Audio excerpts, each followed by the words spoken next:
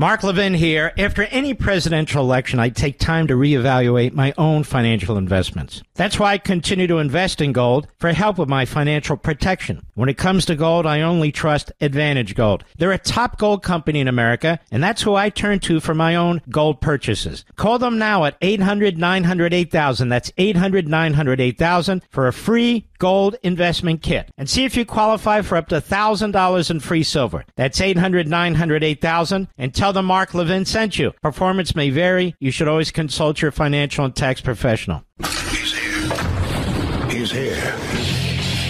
Now, broadcasting from the underground command post, deep in the bowels of a hidden bunker, somewhere under the brick and steel of a nondescript building, we've once again made contact with our leader, Mark Levin. Welcome, it is the Mark Levin Show. Ben Ferguson filling in for the great one tonight, and I hope you are having a fabulous day, getting ready to spend quality time with your family for Thanksgiving. Donald Trump gets elected, and what he predicted would happen is exactly what is happening. There is a statement that has come out now from the Prime Minister of Israel, Benjamin Netanyahu. It is announcing a ceasefire with the terrorist Hezbollah. Israel's cabinet has approved of this.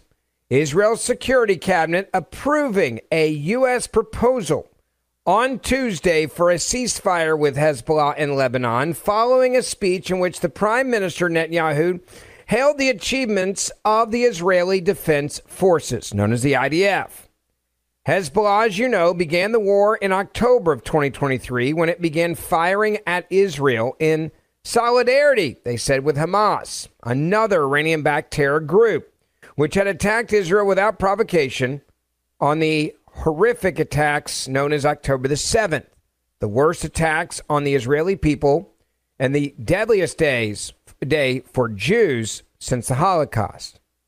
Israel fired back sporadically until accelerating its response in September, culminating in a ground invasion that lasted nearly 2 months. Israel killed all of Hezbollah's senior leaders, as they should. I want to say that again. Israel killed all of Hezbollah's senior leaders and removed much of its infrastructure close to Lebanon's border with Israel as well. And as I have been saying all this time, screw around and find out what happens when you mess with Israel. In the remarks in Israel, Netanyahu said, and this was translated by the government's press office, "Citizens of Israel, I promised you victory, and we will achieve victory. We will complete the task of obliterating Hamas. We will bring home all of our hostages. We will ensure that Gaza no longer poses a threat to Israel, and we will return the residents of the North back home safely." Netanyahu went on to say, the war will not end until we realize all its goals, including the return of the residents of the North safely home. And I tell you, it will happen, just like it happened in the South. My friends, residents of the North, I am proud of you. I am proud of your perseverance. And I am totally committed to your security, to the rehabilitation of your communities, to your future. To date, Netanyahu said, thanks to the bravery of our fighters in the IDF, the Israeli Security Agency, the Mossad, and Israel Police, we have great inroads into the 7 fronts of the War of Redemption. These achievements are a source of awe and admiration across the globe, and they are projecting Israel's might throughout the Middle East. Now, to be clear, why I'm reading this to you now is because he was not speaking in English when he was making this announcement to the people in Israel. That's why I'm using the government translation here for you. He went off to say, first, the head of the octopus, Iran. We destroyed major parts of Iran's air defense systems and missile manufacturing capabilities, and we demolished a significant component of their nuclear program. I want you to remember that part because we're going to talk about this and what this means coming up even more in a moment. But to say that we demolished, as Israel states and Netanyahu states, a, quote, significant component of their nuclear program, that is extremely significant that that was said aloud. And it also tells us, apparently, about how significant the attack actually was on Iran's nuclear program. I am determined, Netanyahu said, to do anything needed to prevent Iran from obtaining a nuclear weapon. That threat has always been my top priority and is even more so today. When you hear Iran's leaders state over and over again their intention to obtain nuclear weapons, for me, removing that threat is the most important mission to ensure the existence and future of the state of Israel. He then said, in Gaza, we dismantled the Hamas battalions and killed close to 20,000 terrorists. 20,000 terrorists. We killed Sinwar. We killed Daif. We killed senior Hamas officials, and we brought 154 hostages back. We are committed to bringing them all home. The 101 hostages still in Gaza. What I think many in the media do not want you to know, and what the mainstream media and the corrupt media definitely don't want you to think about, is just how many hostages there are right now that are still being held in horrific, inhumane conditions. There are 101 hostages still in Gaza. Those who are still alive as well as dead. He went on to say, and in the terrible anguish of their families. We are, of course, committed to completing the annihilation. He's used that word before, and he clearly means it. The annihilation of Hamas in Judea and Samaria. We are taking out terrorists. We are destroying terrorist infrastructure. And we are operating in all of the terror strongholds. There is no place out of our reach. He then said in Yemen, we attacked the Houthis' port and forcibly, with the international coalition, what they had not done. In Iraq, we successfully thwarted and are still thwarting many drone attacks. And we have many challenges ahead. In Syria, we are systematically blocking attempts by Iran, by Hezbollah, and the Syrian army to transfer weapons to Lebanon. Assad must understand that he is playing with fire. This is the most direct, clear statement to Assad that you better not screw around and find out what happens if you continue to do this. By the way, I would expect Netanyahu in Israel to absolutely make good on that threat, letting them know that if you continue to do this, Assad, you are playing with fire. He then went on to say, and now for the seventh front, Lebanon. Hezbollah decided to attack us from Lebanon on October the 8th. A year later, it is not the same Hezbollah. We have pushed them decades back. We eliminated the axis of the Axis, their main leader. We have taken out the organization's top leadership. We have destroyed most of their rockets and missiles. We have killed thousands of terrorists, and we have demolished their underground terror infrastructure that was up against their border. He said the infrastructure they've been building for years is now gone. We have attacked strategic targets throughout Lebanon and have brought down dozens of terror high-rises in Beirut. The ground in Beirut is shaking. And then he said this, citizens of Israel, only 3 months ago, this all would have sounded like science fiction, but it isn't. We did things. At every moment of managing this campaign, I observed all fronts simultaneously.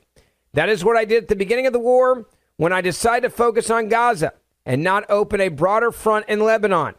That is what I did several months ago, Netanyahu continued to say to his citizens, when the conditions ripened to go north, and then we decided to focus on Hezbollah. That is what I did after the missile attacks from Iran, when we decided on the time and nature of our response.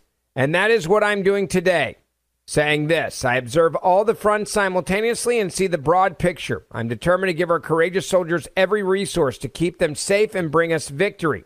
Therefore, this evening, I will bring a ceasefire outline for the cabinet's approval. The length of the ceasefire depends on what happens in Lebanon. With the United States' full understanding, we maintain full freedom of military action. If Hezbollah violates the agreement and tries to arm itself, we will attack. If it tries to rebuild terrorist infrastructure near the border, we will attack.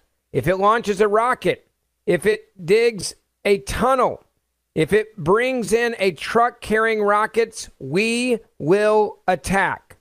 I hear the claim that if we enter into a ceasefire, we will not be able to attack and will not be able to renew the war. I remind you, that is exactly what they said when they had a ceasefire in Gaza to release the hostages. They said we wouldn't go back to fighting, but we did. They tell me Hezbollah will be quiet for a year or two, grow stronger, and then attack us. But Hezbollah will be in violation of the agreement, not only if it fires on us, it will be in violation of the agreement if it obtains weapons to fire at us in the future. And we will respond forcefully to any violation. He said this, I know there are people who don't believe we will do that, but many also didn't believe we would enter Gaza on the ground, and we did. They didn't believe we would go in to so many different areas, but we did. They didn't believe we would go into Rafah and the corridor. In the face of all the international pressure, not only did we go in, we attacked and then some. Many didn't believe that we would attack in Lebanon, and we did that too. We attacked with force and sophistication that surprised the whole world. So after all that, maybe we should start believing, ? Believing in our determination. Maybe they should start believing. Believe in our path and our commitment to victory. Why? Why should we have a ceasefire now? He then says for three main reasons. The first reason is to focus on the Iranian threat. And I will not expand on that. Again, making it clear to Iran that we are watching you and we will come after you and we will make sure you do not get nuclear capabilities. He said the second reason is to give our forces a breather and replenish stocks. And I say it openly. It is no secret that there have been big delays in weapons and munition deliveries, clearly referring to what the Biden-Harris administration has done to try to slow them down by not giving our allies what they need to be able to protect and defend themselves. He's not an idiot. He knows that Donald Trump is coming January 20th, and he knows that that is when he will receive the real help that he needs. We will receive supplies of advanced weaponry that will keep our soldiers safe and give us more strike force to complete our mission, making it clear that Israel is not done yet. And finally, he said the third reason for having a ceasefire is to separate the fronts and isolate Hamas. From day 2 of the war, Hamas was counting on Hezbollah to fight by its side.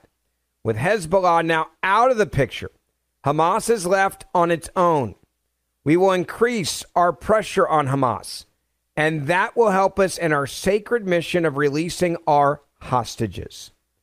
He finally says, citizens of Israel, in the past year, we turned the tables.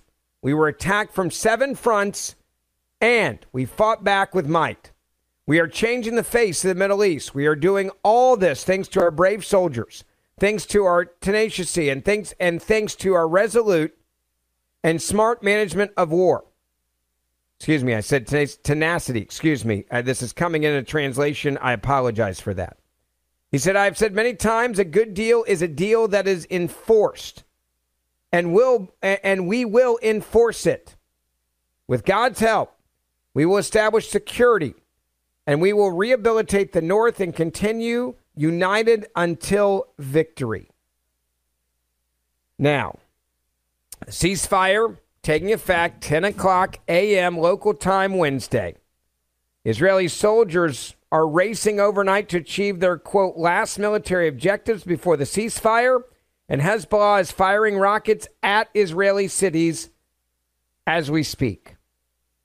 This is what has just happened, and I think much of this is because of Donald Trump being elected president of the United States of America, making it very clear to Israel that I've got your back. If you need to take a breather for your soldiers and for me to get in charge so that I can give you the weaponry that you need, do not worry.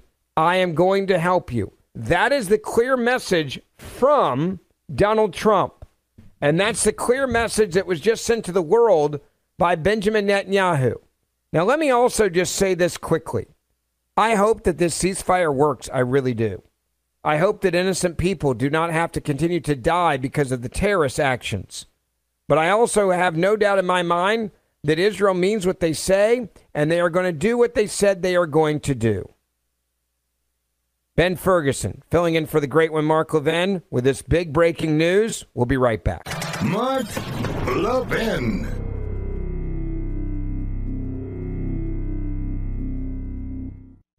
Did you see what the Federal Reserve did literally days after President Trump's victory? It's lowered interest rates by a quarter. Do you know why it did that? It's worried about the economy. It's worried about the fact that jobs aren't being created. We're seeing all kinds of shifts in our portfolios, and it's important to stay aware. That's why I'm urging everyone to diversify and consider gold as one of your financial shields. Now, gold has weathered every kind of economic downturn throughout history. I want you to call Advantage Gold. They're the best of the best, folks. I've dealt with all of them. They're the best. They're my gold company. 1-800-900-8000. Get a free gold investment kit to see how you can get started with gold. I recommend Advantage Gold to anyone who's serious about protecting their wealth, and that's you. Call 800-900-8000 for your free gold investment kit, and you can even qualify for up to $1,000 in free silver. That's 800-900-8000. Call them now. Tell them Mark Levin sent you. You'll be very happy with them. Performance may vary. You should always consult your financial and tax professional.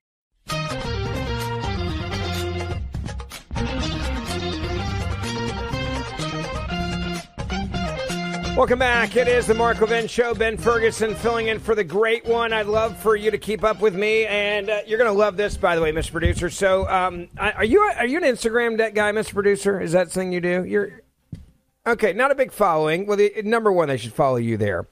I now have a warning when you try to follow me that I quote unquote am apparently someone that spreads quote disinformation. So if you try to follow me there, you have to opt in. Yes, I still want to follow this account because apparently if you're conservative and you're giving information, you're now a threat to the universe on Instagram. Not a joke. You can check it out. Try to follow me. Good luck at Ben Ferguson Podcast. Okay, at Ben Ferguson Podcast. Follow me there. That'll hack off a liberal. Also on X, Ben Ferguson Show, and you can grab my podcast as well. And listen to that. I'd love for you to follow me there. Now, let me get back to just two things about what Netanyahu said. Number one, he made it very clear, we're not done dealing with terrorists. We're fine with a ceasefire, but we are not done with terrorists.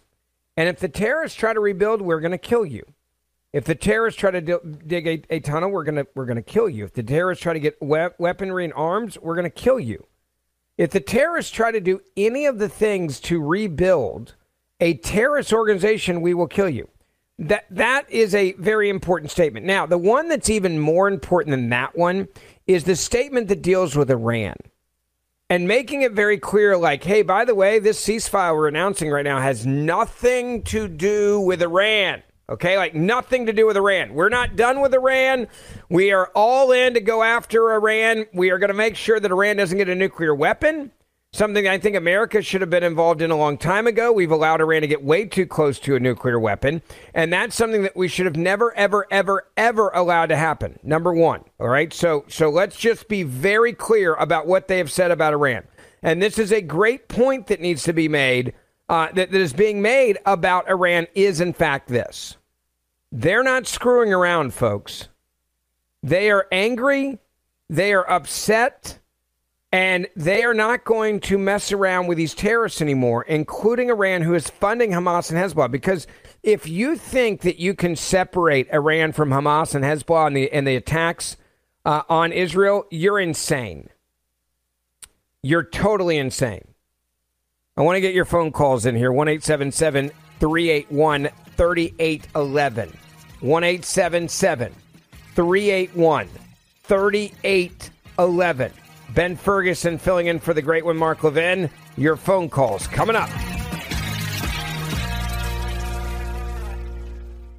The markets are volatile. They're shooting up wildly only to drop without warning. The Fed just cut rates yet again, this time by a quarter point. Why? Because the Federal Reserve is not confident the economy is strong. In fact, last month only 12,000 jobs were created, all of them in the government. That's why I'm telling you again, diversification is crucially important. And diversification with gold is what I do. And the company I use, and I've used many, the best one is Advantage Gold. Call them now at 800-900-8000 for a free gold investment kit to see how gold gold can help you diversify your investments and take advantage now. Now, gold has been helping to protect and grow wealth for people for thousands of years. And in these times, it can be more crucial than ever. When it comes to gold, I trust Advantage Gold. They're one of the top gold companies in America. They're who I turn to when I purchase gold. Call them now, 800-900-8000. Call 800-900-8000 now for a free gold investment kit to see how gold can help you with your investment portfolio, a.k.a. your bank accounts, your paycheck. And when you do, you could qualify for $1,000 in free silver. That's 800-900-8000. Folks, don't wait. Call them now, 800-900-8000, and tell them Mark Levin sent you. Performance may vary. You should always consult your financial and tax professional.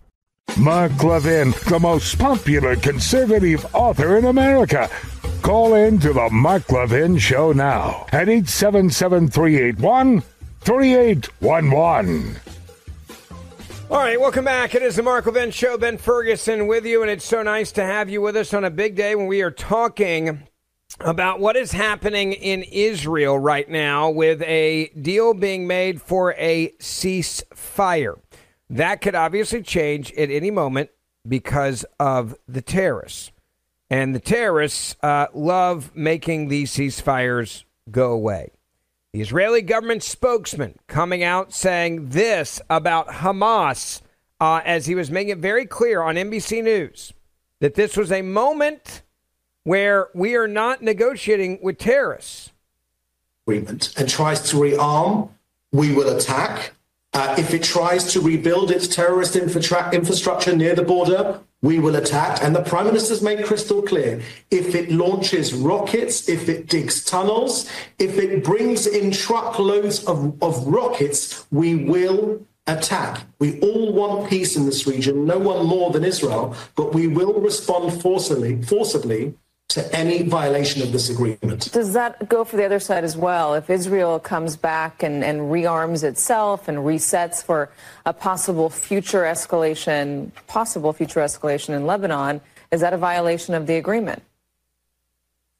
Of course not, Katie. Israel's a sovereign country, not a terrorist organization. We're talking about Hezbollah, a terrorist organization in my country, but also, last time I checked, in your country too, Katie. They're a terrorist organization. They're our enemy, but make no mistake, they're your enemy in the States as well. So we, of course, in Israel will defend ourselves. That's our right, like any other country in the world, to defend ourselves. But if this terrorist organization begins to prepare another attack against us, we will defend ourselves. Israel reserves that right. By the way, I love how the world's like trying to say that Israel should give up their right to defend themselves. Well, would you guys be in a violation? I talked about this type of anti-Semitism in the media earlier today on my podcast, and I was sitting there and I'm like, it is truly amazing to me that we live in a world right now where the media puts the onus on all of this on Israel. You could hear it there by the anti-Semites in MSNBC. They're like, well, hold on a second. If you guys do this in Lebanon against actual terrorists, are you in violation of the agreement? You think they're going to ask that question to the actual terrorists? Israel's trying to defend itself. That's like a very simple thing that people should understand. Israel is trying to defend themselves. They are not the ones that are the aggressor. And I love it, by the way. I posted up on X. I said, filling in for the great one tonight with a Israeli flag flying. Just go look at all the anti-Semitic comments that come in like instantly from people that just absolutely hate.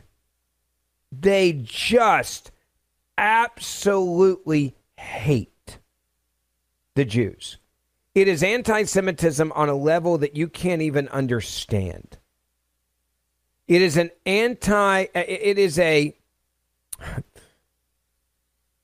level of hatred and bigotry and racism that we have not seen since the Holocaust. And if you don't believe me, go look at the comments that are rolling in real time right now from people in the U.S. that absolutely hate the Jews.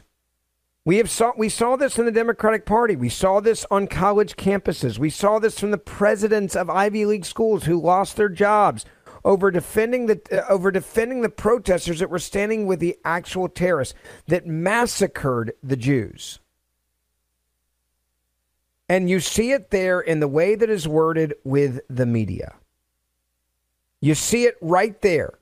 Well, are you guys in violation? What if this happened? Well, what do you say to people that say this? And you're like, what world are you living in? Like, seriously, what world are you living in where you believe now that Israel should have to hold back on any terrorist organization, on any terrorist group? I don't understand that. I truly, truly do not understand it. Unless the explanation is these are anti-Semites that absolutely hate you. They despise you and they hate you. 1-877-381-3811. 1-877-381-3811. I want to get some of your phone calls in here and your reaction. By the way, here one other thing that the Israeli government spokesman said in this deal, about this deal. Is this contingent upon the U.S. unfreezing weapons shipments, specifically those one-ton bombs that Israel had been using so effectively? Well, look, the Prime Minister made clear just before, a couple of hours ago, that the reasons why this has happened now are three reasons. It's because we want to focus now on the Iranian threat. The Prime Minister didn't want to expand on that, but we know that Iran is preparing to create a nuclear weapon. We cannot let that happen. We will always make that our number one priority, because Iran say they wish to wipe this country off the face of the earth. Katie, when they say it, we believe it.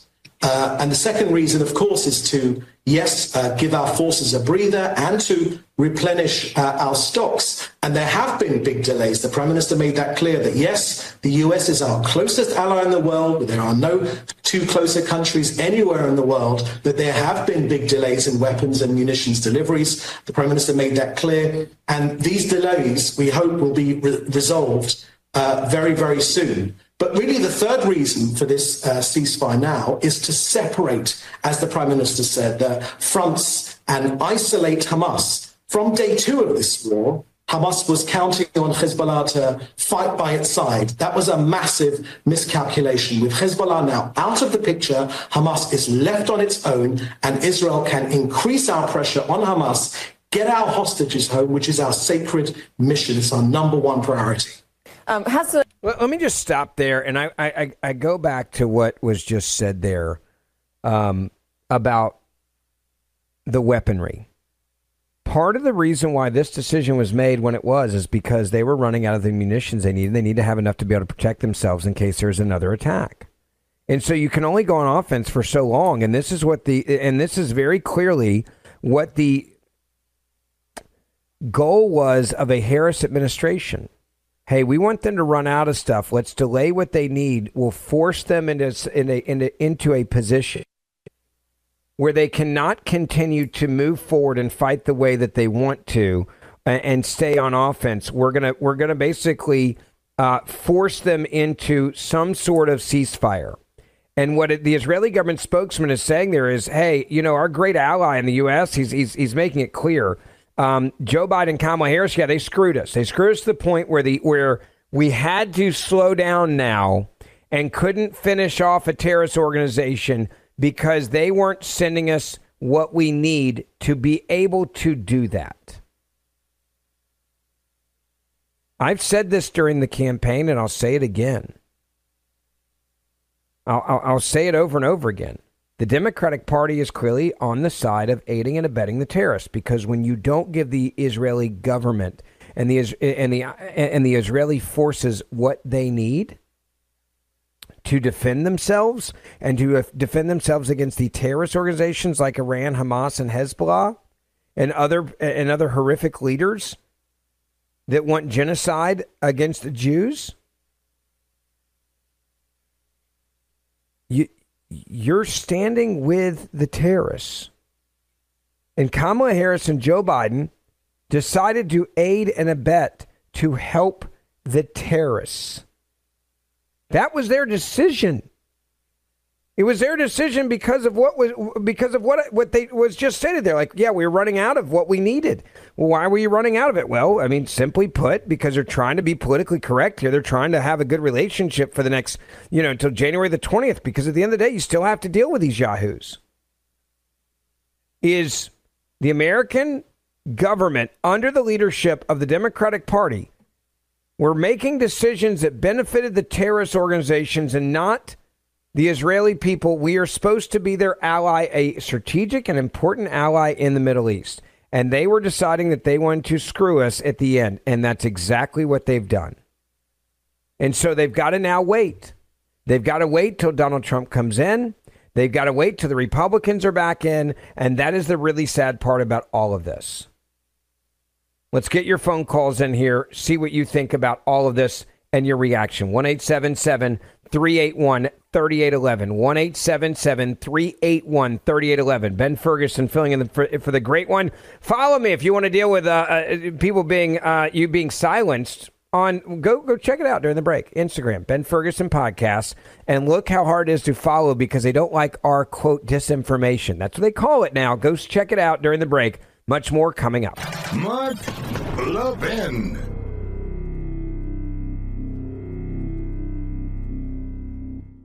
Did you see what the Federal Reserve did literally days after President Trump's victory? It lowered interest rates by a quarter. Do you know why it did that? It's worried about the economy. It's worried about the fact that jobs aren't being created. We're seeing all kinds of shifts in our portfolios, and it's important to stay aware. That's why I'm urging everyone to diversify and consider gold as one of your financial shields. Now, gold has weathered every kind of economic downturn throughout history. I want you to call Advantage Gold. They're the best of the best, folks. I've dealt with all of them. They're the best. They're my gold company. 1-800-900-8000. Get a free gold investment kit to see how you can get started with gold. I recommend Advantage Gold to anyone who's serious about protecting their wealth, and that's you. Call 800-900-8000 for your free gold investment kit, and you could even qualify for up to $1,000 in free silver. That's 800-900-8000. Call them now. Tell them Mark Levin sent you. You'll be very happy with them. Performance may vary. You should always consult your financial and tax professional.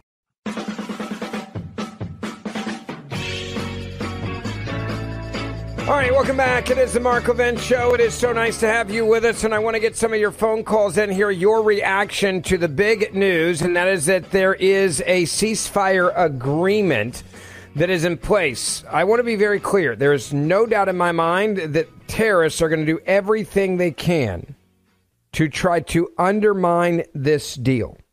The Israeli government said we make no deals with terrorists, no deals with Hamas. There's a guy who sometimes likes to act like he's the president, and his name is Joe Biden. Joe Biden saying this about Iran and its proxies at the White House. Getting all this done will require making some hard choices. Israel has been bold on the battlefield. Iran and its proxies have paid a very heavy price. Now Israel must be bold in turning tactical gains against Iran and its proxies into a coherent strategy that secure Israel's long-term safety and advances a broader peace and prosperity in the region. Today's announcement is a critical step in advancing that vision. And so I applaud the crazy decision made by the leaders of Lebanon and Israel to end the violence. It reminds us that peace is possible. Say that again, peace is possible. As long as that is the case, I'll not for a single moment stop working to achieve it. God bless you all. I'm sorry to keep you waiting so long. May God protect our troops. Thank you. I wish he said a little bit more about Israel there, but hey, they've paid a heavy price and they're terrorists. What about the Israeli people that were killed? What about the 100+ hostages? What about that? Joe Biden continuing, saying this about the deal. Under the deal reached today, effective at 4 a.m. tomorrow local time, the fighting across the Lebanese-Israeli border will end. Will end. This is designed to be a permanent cessation of hostilities.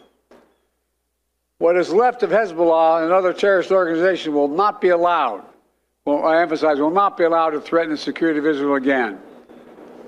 Over the next 60 days, the Lebanese army and state security forces will deploy and take control of their own territory once again. Hezbollah terrorist infrastructure in southern Lebanon will not be allowed to be rebuilt. And over the next 60 days, Israel will gradually withdraw its remaining forces. And civilians on both sides will soon be able to safely return to their communities and begin to rebuild their homes, their schools, their farms, their businesses, and their very lives. We're determined this conflict will not be just another cycle of violence. And so the United States, with the full support of France and our other allies, has pledged to work with Israel and Lebanon to ensure that this arrangement is fully implemented, the agreement totally implemented. There will be no U.S. troops deployed in southern Lebanon. This is consistent with my commitment to the American people to not put U.S. troops in combat in this conflict. Instead, we, along with France and others, will provide the necessary assistance to make sure this deal is implemented fully and effectively. Let me be clear. If Hezbollah or anyone else breaks the deal and poses a direct threat to Israel, then Israel retains the right to self-defense, consistent with international law. Just like any country, when facing a terrorist group pledged to that country's destruction. At the same time, this deal supports Lebanon's sovereignty. And so it heralds a new start for Lebanon, a country that I've seen most of over the years, a country with rich history and culture. If fully implemented, this deal can put Lebanon on a path toward a future that's worthy of its significant past. I mean, I'm trying to figure out, like, what side is this dude on? Oh, wait, he's on the side of Israel. Because if he actually was, and this is one of those sick moments where his staff is like, hey, we get to claim as we're walking out of the White House that we were the ones that reached a deal and breached a deal and did this amazing moment of diplomacy between Israel and Hezbollah and this ceasefire deal. We're going to do it for the Rose Garden. Why? Well, how do we get there? We're going to screw our ally. And we're not going to give our ally the weaponry they need to finish the job, so they're going to have to hit pause. That's what this is. We're going to force them to hit pause. And when we do that, it'll be amazing. Right? It'll be absolutely amazing. Because then they're going to hit pause, wait on Donald Trump to come in to get what they need to be able to continue to protect and defend themselves. And we get to claim that we did all this amazing work so that you get this great moment as you're screwing over the Israeli people and helping the terrorists from the Rose Garden. That's what you're going to get. That's the whole ball game. I cannot explain to you just like how evil this is. It used to be, by the way, if you were an ally of the United States of America, it meant something. It doesn't anymore if the radical Marxists, socialists, and communists are in charge of the U.S. government. Like, to the hell with your agreement, no matter how many decades it goes back that you've been an ally. If the Marxists, socialists, and communists masquerading as Democrats, I've said that before when I filled in for Mark, and I believe it now more than ever. The socialists, the communists, and the Marxists who are masquerading, okay, they are masquerading around as Democrats. America's word means nothing. It means absolutely nothing. And Joe Biden just proved it today from the Rose Garden. You want to know what you learned from this? This is the takeaway, folks. This is what you learned from this. 1-877-381-3811. Ben Ferguson filling in for the great one. Keep up with me.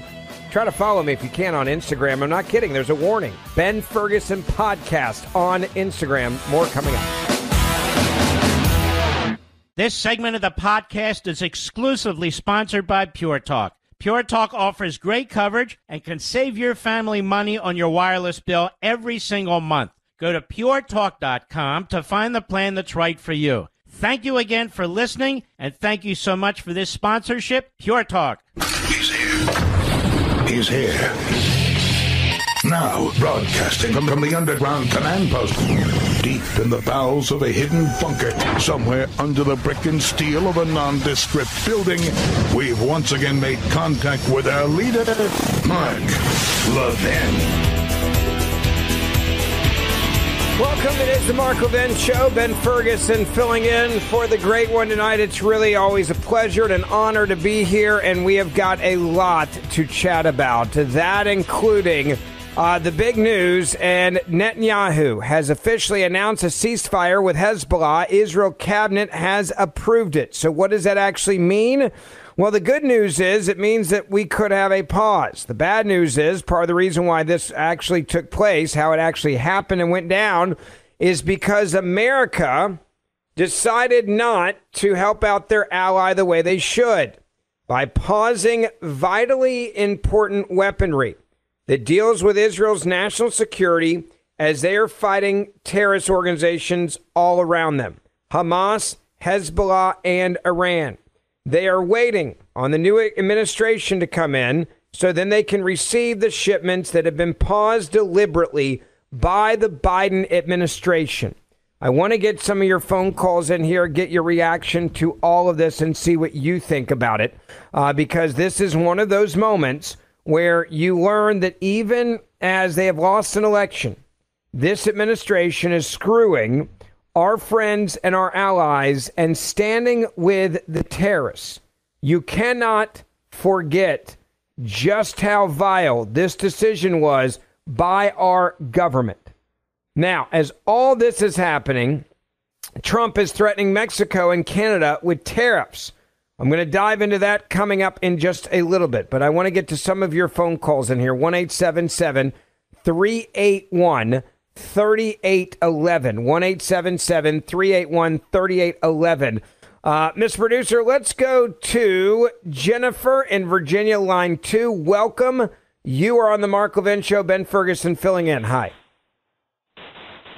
Yes, hello. How are you? I'm doing well. How are you? Good. I'm sorry, I missed the news. How many of the hostages were released? Were they all released? No, there's still more than 100 that are being held right now in Gaza. We don't know how many of those are dead or alive, but we know there's 100 unaccounted for. Well, then we can tell who is calling the shots here. The terrorists have Biden by the balls, and they're calling the shots. This is just so stupid. I can't wait until Trump takes over. How many of their terrorists were released? Was that part of the deal? Are they coming to this country I've not seen anything. I've not seen anything that deals with the number of terrorists. And I got to disagree with you a little bit. I don't think that they have Joe Biden by the cojones. I think Joe Biden has Israel by the cojones saying, guess what, guys? You guys don't get what you want. I know what you're asking for, and that's this weaponry, but we're going to pause the weaponry. You are not going to get the weaponry that you need. That is something that we are not going to do. We're not going to allow you to defend yourself with the weapons that you need between now and January the 20th. Now, look, they know this is going to undermine America's policy. Okay, they're not stupid. They know that this is going to undermine America's policy and undermine what is clearly the Trump doctrine. They're just doing this so that Joe Biden can say, I had a peace deal before I left office, and I was the one that got a ceasefire by putting Israel at risk at the hands of these terrorists. That is what all this is about. Nothing else but that. And that's why they're doing it. Jennifer, I appreciate the phone call. Let me go to Jim, line 3. Welcome. You're on the Mark Levin Show. Ben Ferguson with you tonight. Hi. Hey, hi, Ben. You know, I'll tell you, these guys, they don't ever learn their lesson. You know, I recognized decades ago, you don't F with the Israelis. And perfect example is Munich. You may start something, but you better bet that they're going to finish it, and they're going to finish it in a pretty extravagant way, for want of a better word. You don't F with these guys. And the problem with these terrorists is that they have this animalistic terrorist mind, and they just don't see. what they did in this October event when they went in there and they raped and pillaged was lunacy, not recognizing what the Israelis would do in retaliation. For me, as far as I'm concerned, I'm on the sideline screaming, hip, hip, hooray for Israel. And I've always been hip, hip, hooray for Israel. And you just don't F with them, period, cut and dried. You come back and they'll cut off your balls and they'll shove them down your throat. And whatever it would take is what they will do. Well, and this is what they should do. When you are massacred the way that they were, unprovoked attack, the way that it was happening, this is exactly why you need a strong ally. And when they say they're an ally, and by the way, Israel's done a lot for America, did a lot for us during our time in Iraq and Afghanistan, have given us an incredible amount of intelligence, has saved American lives, and enabled us to kill terrorists that were trying to kill Americans. I go back to the fact that there are still Americans unaccounted for that are being held hostage right now. And yet we have an administration that is sitting there saying, no, I'm going to make decisions. I'm going to make decisions that are going to help the terrorist organizations more than anyone else. I'm not going to help our allies. I'm going to help the terrorists. And this is what they believe. This is why, I mean, this is what they believe. I don't know what else to say. This is what they believe. Kamala Harris, by the way, coming out, breaking her silence. She has put out a video, and as she lost the election and then went off to, what was it, Hawaii, Mr. Producer? I think it was Hawaii. I'm going to let you decide if you think that Kamala partied too much before she put out this message. You can decide. Pay attention and listen very carefully to the words being used and the way they're being said. I just have to remind you, don't you ever let anybody take your power from you. You have the same power that you did before November 5th. And you have the same purpose that you did. And you have the same ability to engage and inspire. So don't ever let anybody or any circumstance take your power from you. This is Kamala Harris right now with her new video that she has put out, releasing a message as they are begging for money. I thought this campaign was supposed to be, quote, joyful, right? Well, not so joyful. Kamala Harris falling flat as she attempts to reprise her hard work as joyful work bit, right? They're begging for money right now as well as they put out this 29-second video because they overspent. They couldn't even budget $1 billion campaign. They owe people money. They owe staffers money. And now they're begging people to donate, even starting a, quote, GoFundMe page. This is what they are doing right now. Also, as this is happening, U.S. Attorney General nominee Pam Bondi on students in the U.S. on visas who express support for Hamas. She now says, if you are a student in the U.S., and you express public support for Hamas, she has an idea of what she thinks should happen. Listen carefully. These students in universities in our country, whether they're here as Americans or if they're here on student visas, and they're out there saying, I support Hamas. You and I have seen that on all of these television shows. Frankly, they need to be taken out of our country, or the FBI needs to be interviewing them right away when they're saying, I support Hamas, I am Hamas. That's not saying I support all these poor Palestinians who are trapped in Gaza. That's not what they're saying. So I think their student visas need to be revoked. I think we need to reinstate President Trump's travel ban immediately.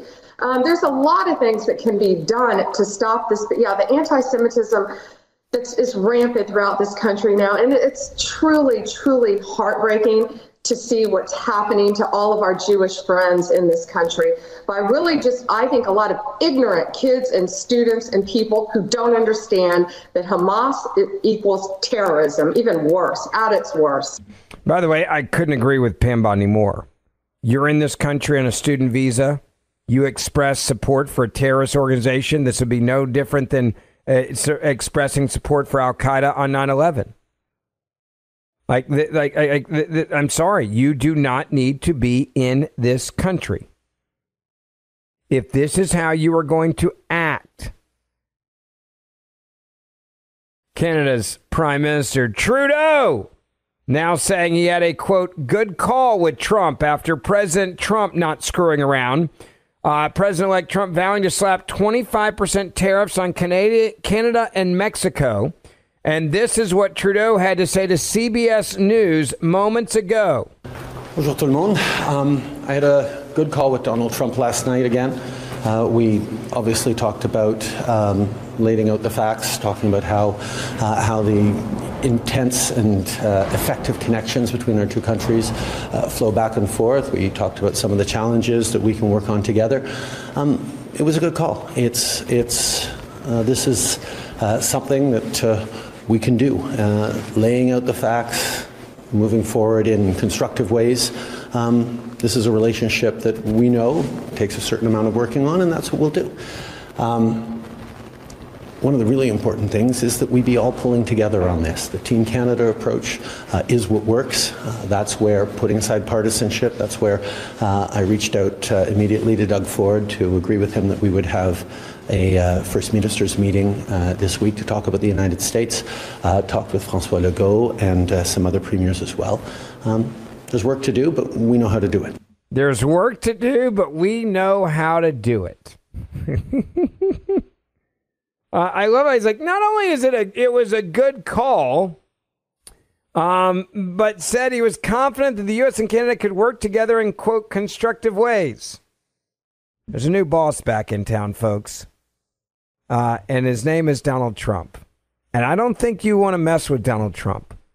It's very clear that these leaders, they may have, put out their chests and said, we're all in favor of Kamala Harris. But now things are changing. With a new Trump administration, you can hear it there in their voices. Ben Ferguson filling in for the great one, Mark Levin. We'll get your phone calls in here, 1-877-381-3811, 1-877-381-3811. We'll be right back. Mark Levin.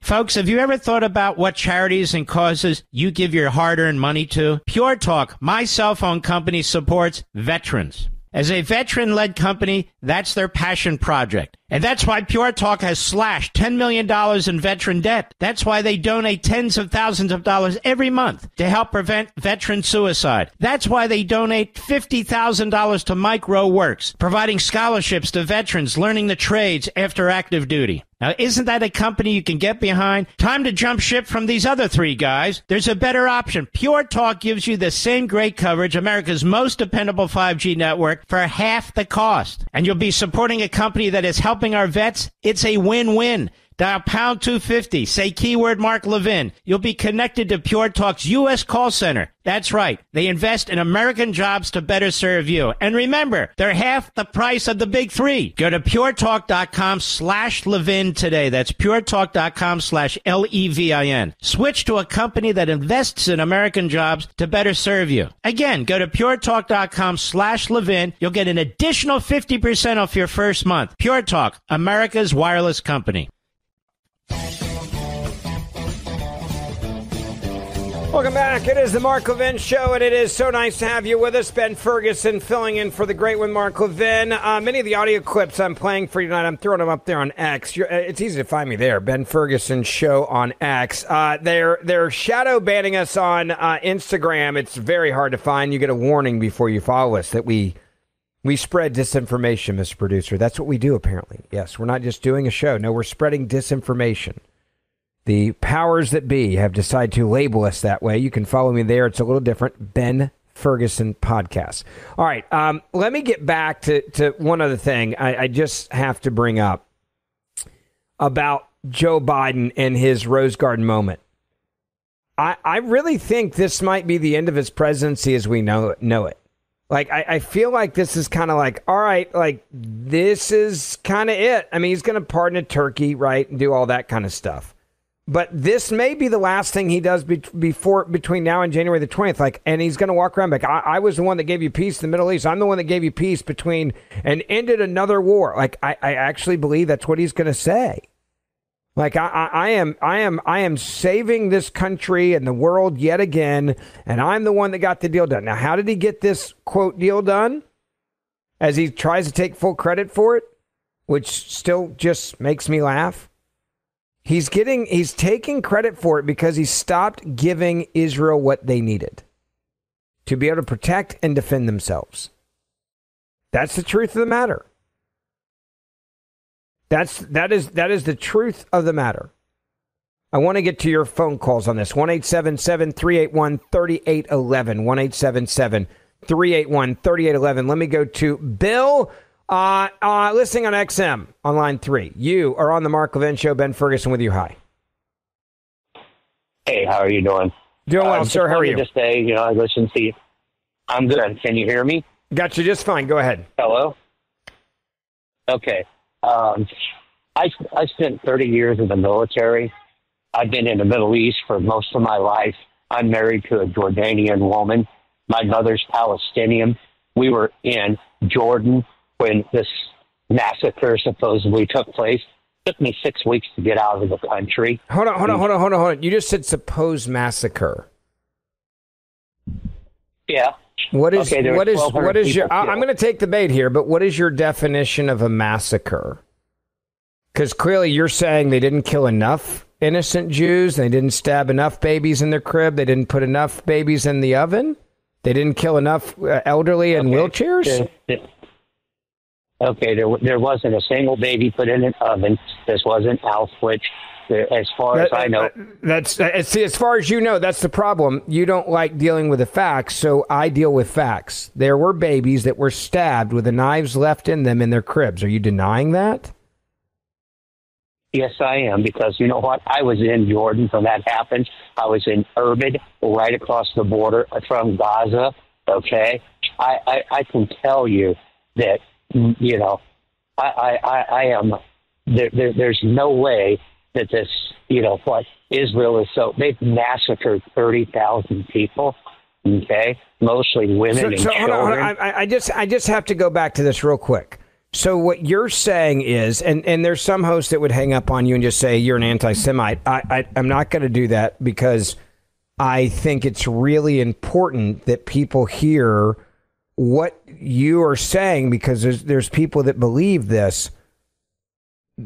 You're telling me that Hamas didn't kill babies, didn't burn a baby in an oven, and you're saying that even though a baby... No, but this is that's a cop-out, not that I'm aware of. Are you aware that they took young women and raped them to death? Are you aware of that?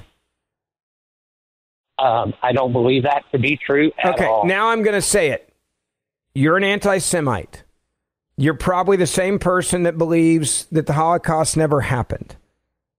And I think it's really sad that there are people out there, but I love this country. You have the right to believe what you want to believe. I also have the right to call you out as an anti-Semite. That's what you are. You're an anti-Semite.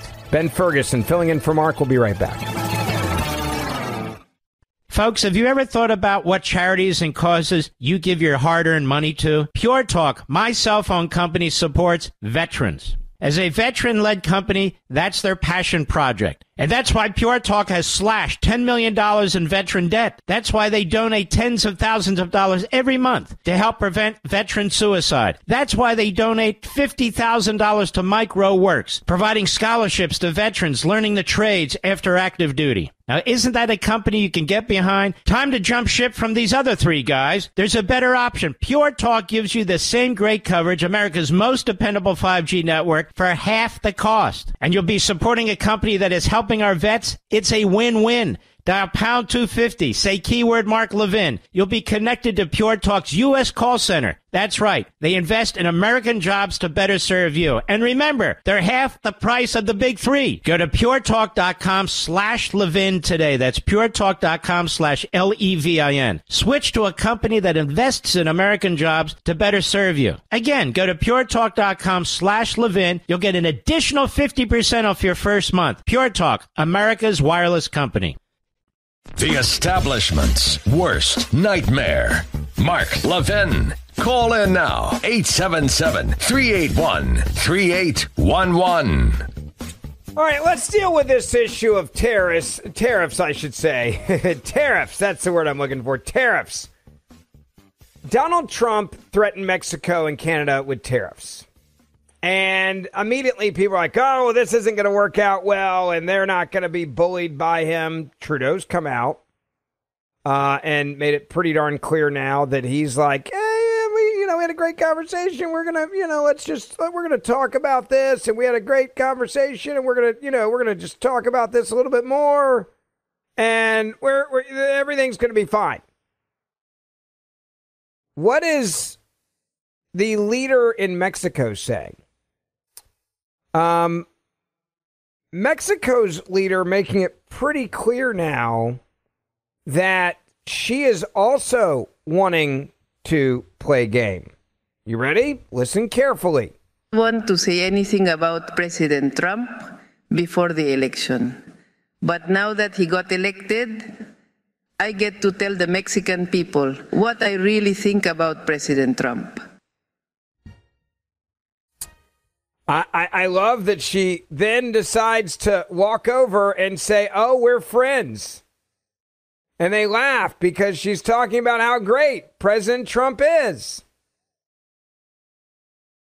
These guys are caving left and right.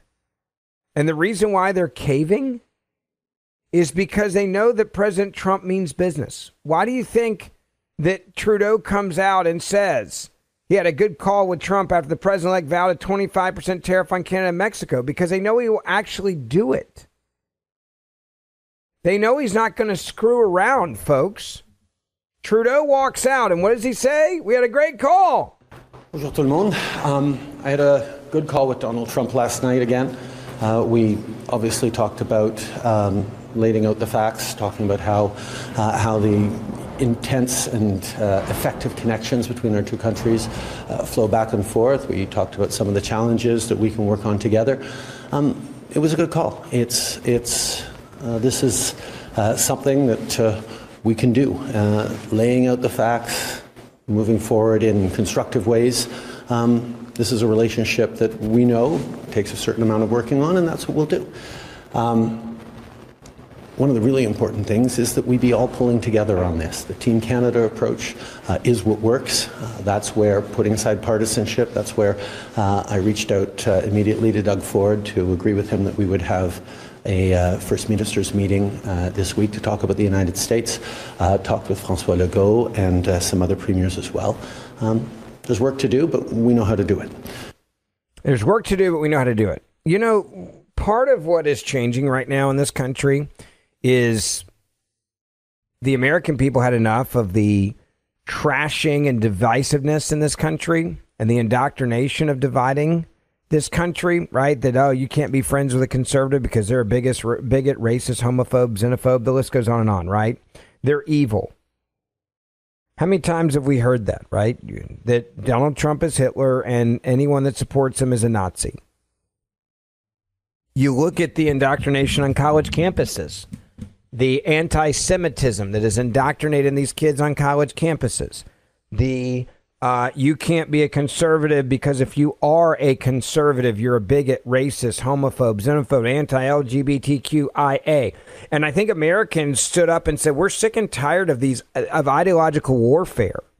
We want to provide for our families. We want safe neighborhoods. We want to be able to put food on our table. And we as Americans want to be able to say yes to our kids and grandkids instead of saying no all the time because we can't afford to do amazing things.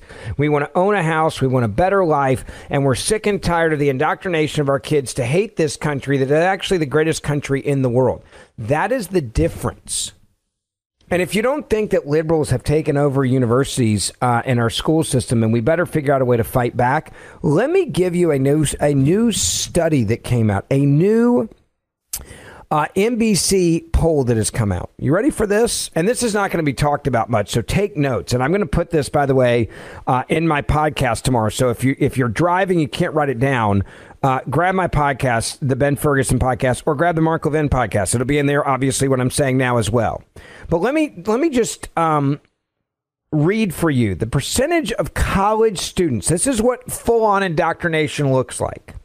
Percentage of college students that would not work for someone who voted for the opposing presidential candidate. Okay, so this is the percentage of college students that would not work for someone who voted for the opposing presidential candidate who they liked. Democrats at 30%, so they would not work for someone that voted for Donald Trump.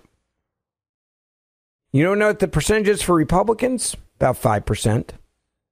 Percentage of college students. Now, who's the bigot there? Okay, right? Like, who's the bigot on that one? Just to be clear, 30% of Democrats, they would not work for someone who voted for Trump.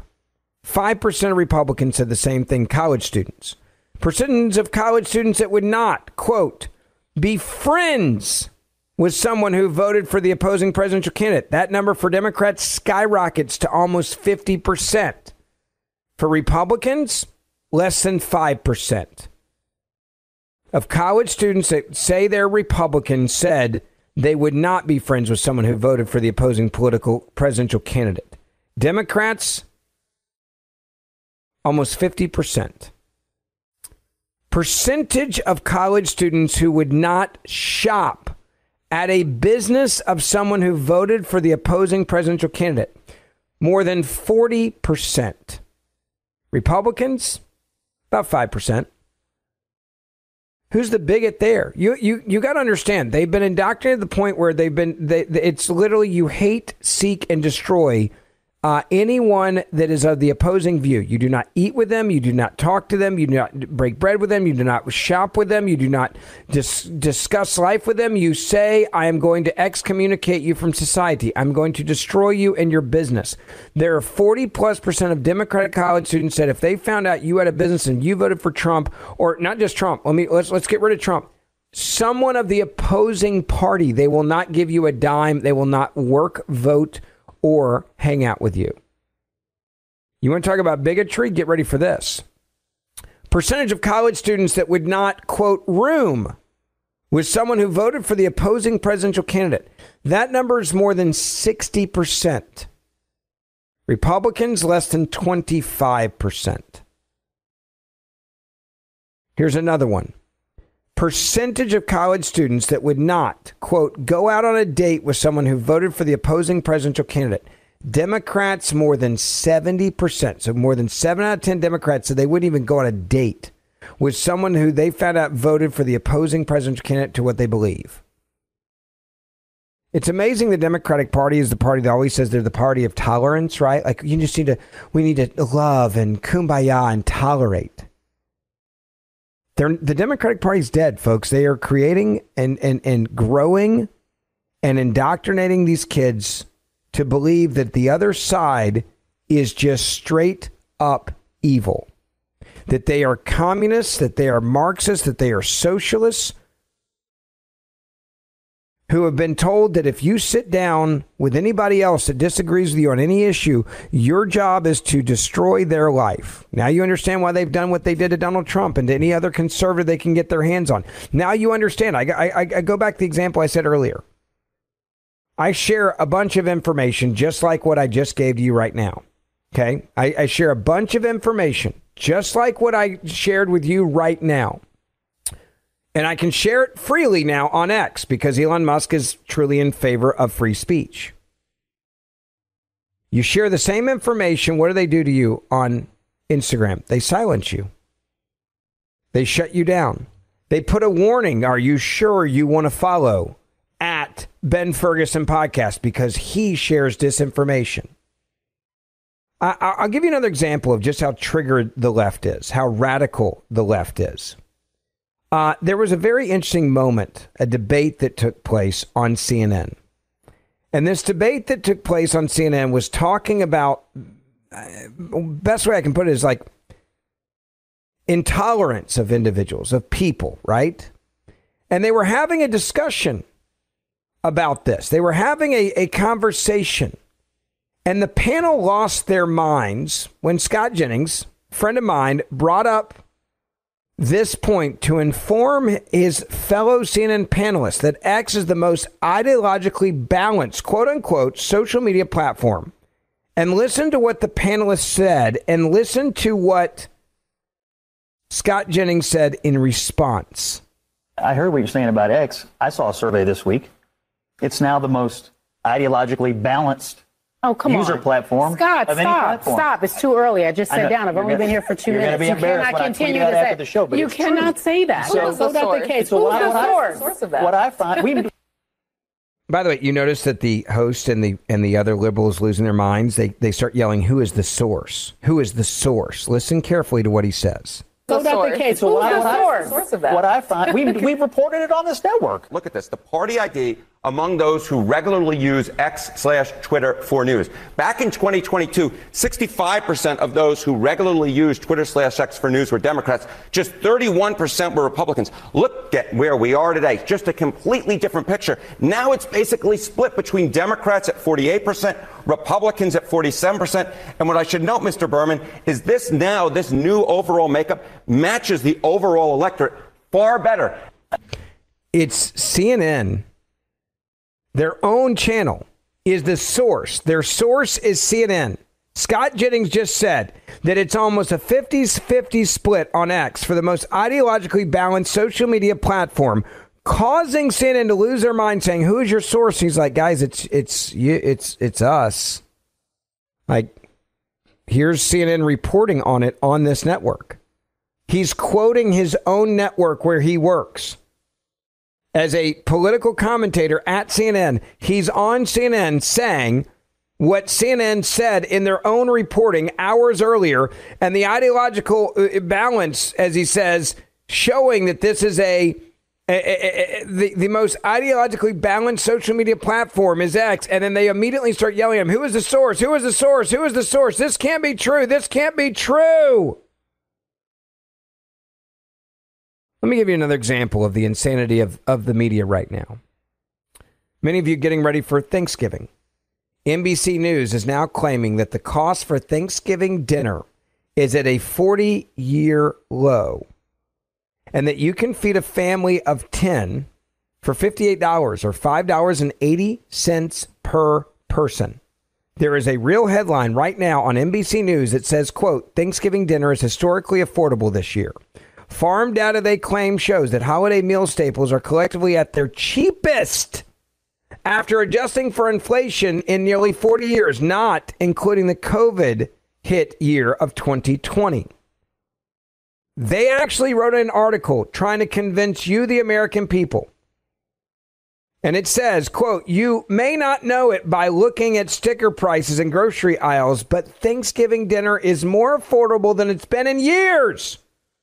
The cost of this year's holiday feast estimated at $58.08 for a 10-person gathering, or $5.81 a head, dropped 5%, they claim, since last year, the lowest level since 2021, according to a nationwide survey of grocery prices by the American Farm Bureau Federation, which represents millions, they claim, of U.S. farmers." Please, show me the damn menu. Show me a menu where I can feed 10 people on Thanksgiving Day for $5.81 a head, or a total of $58.08. And they want you to believe right now, as Joe Biden leaves, what a steal, right? Like, what am I feeding them? Fruit Loops? What the hell am I feeding them for $5.08 a head? Mr. Producer, you want to come over? You want to come over and I'll feed you $5.08 of turkey? It's got to be an expired turkey. But NBC News thinks you are this stupid, that you are this incompetent, that you are this dumb. Ben Ferguson filling in for the great one, Mark Levin. We'll be right back. Mark Levin.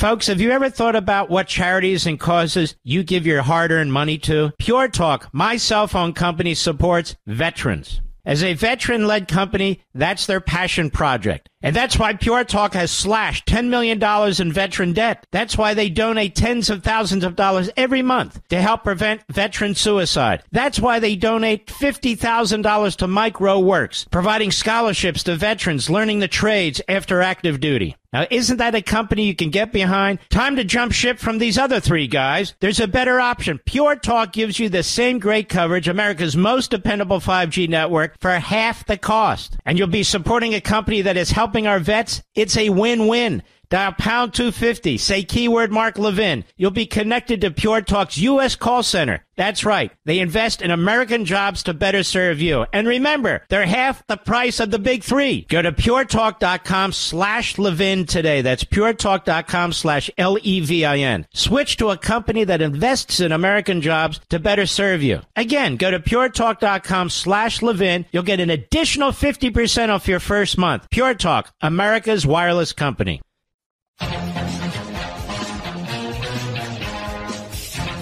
All right, welcome back. It is Ben Ferguson filling in for the great one, Mark Levin tonight. So nice to have you with us. If you want to know, by the way, what's going to happen with the left when Donald Trump becomes president and is sworn in, Lord willing, January 20th. I say Lord willing, and I mean it. We need to be praying for the safety of Donald Trump because I don't believe for a moment that the radicals on the left are not going to continue to try to take him out whenever they can. I think that's part of who they are. And I think that there's many on the left that are rooting for someone to take him out. And I say that because of the facts that we've seen so far. And we need to pray for the safety of Donald Trump and the people around him, full stop. But if you think that the left has learned from their loss, you are wrong.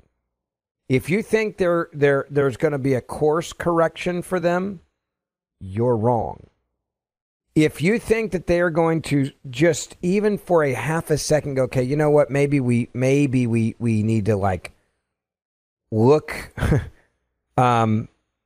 introspectively at like what we believe. Like we need to sit for a second and really just think about what we're doing and have respect for those that believe in us.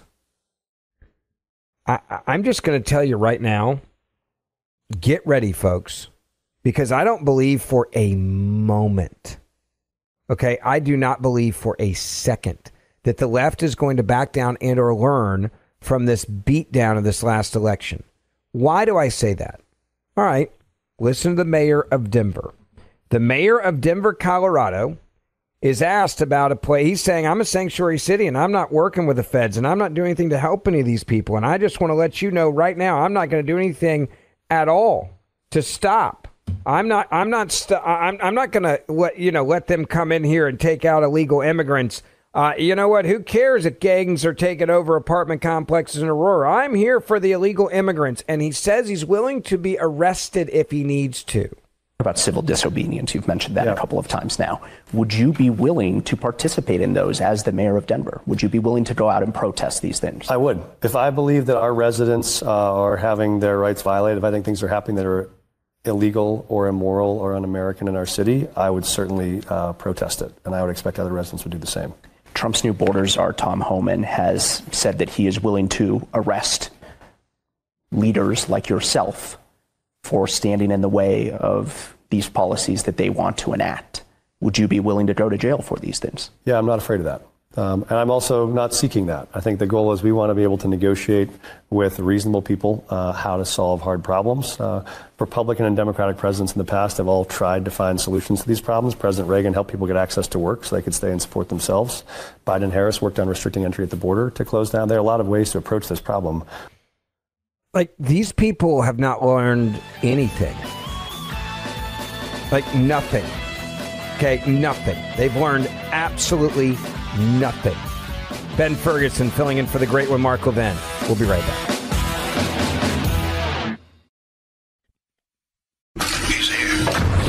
He's here. Now, Now, broadcasting from the underground command post, deep in the bowels of a hidden bunker, somewhere under the brick and steel of a nondescript building, we've once again made contact with our leader, Mark Levin.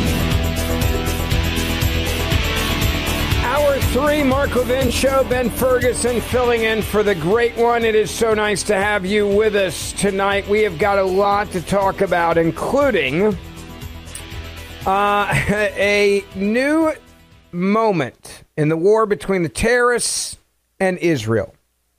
We are now looking at Donald Trump coming out and saying, hey, I'm going to give Israel what they need to defend themselves against the terrorists.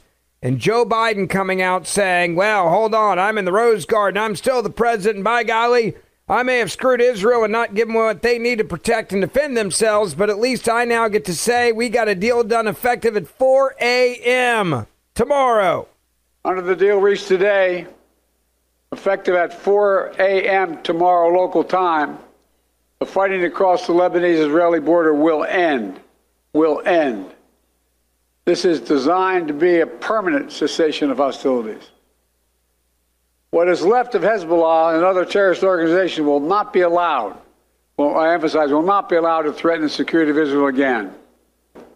Over the next 60 days, the Lebanese army and state security forces will deploy and take control of their own territory once again. Hezbollah terrorist infrastructure in southern Lebanon will not be allowed to be rebuilt.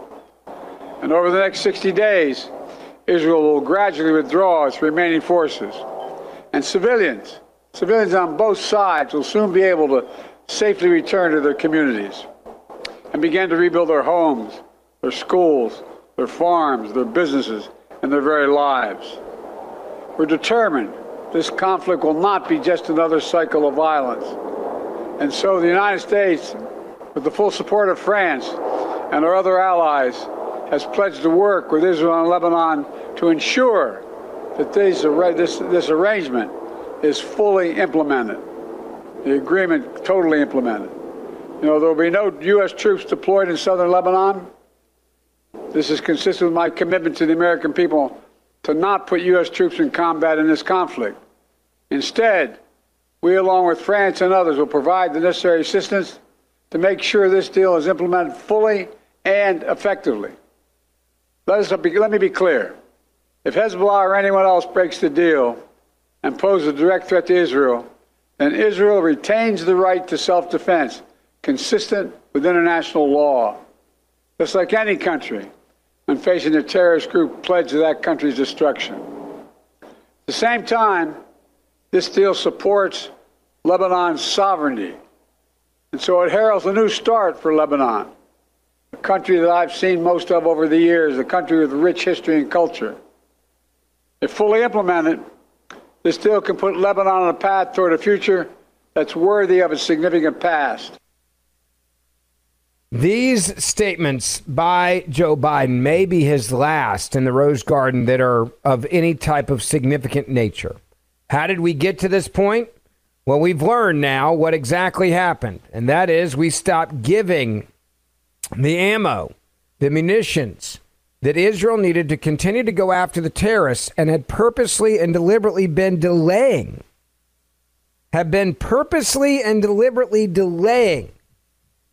What all had been going on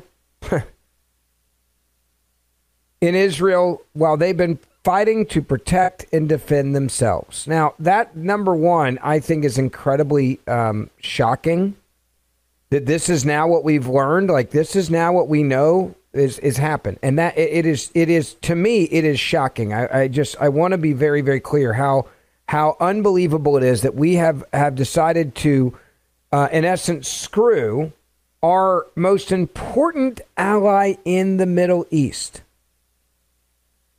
That's what we've decided to do here. And we did it so he can then say, look at what we've done. Look at what